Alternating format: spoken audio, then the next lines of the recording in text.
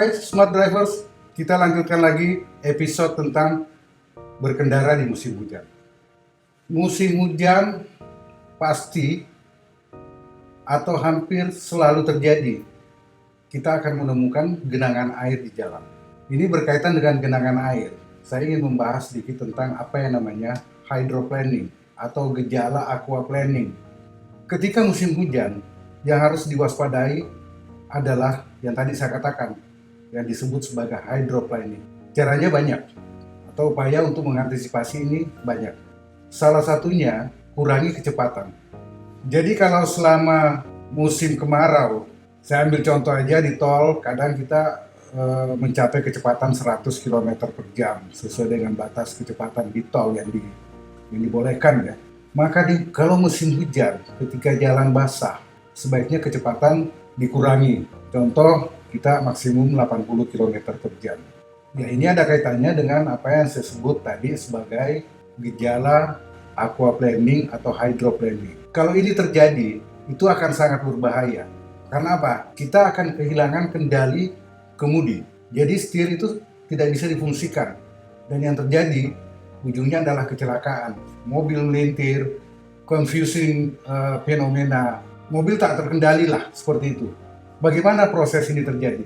Jadi gini, ketika musim hujan, di permukaan jalan sebenarnya itu ada air, lapisan air.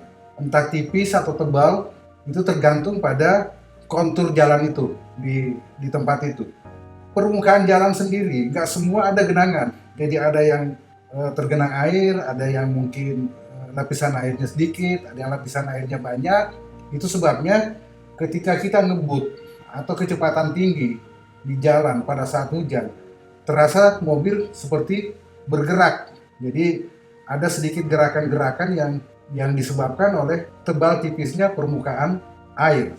Kalau kita kebetulan dapat genangan yang cukup dalam atau tebal, kontak antara tapakan ban kita dengan permukaan jalan itu akan terhalang atau dilapisi semacam film yang terbentuk dari genangan air tadi.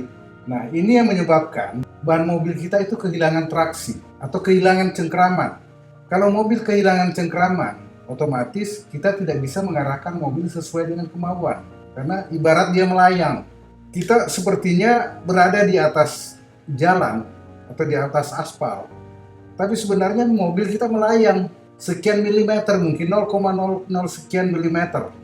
Melayang karena adanya lapisan air antara tapakan roda dengan permukaan jalan.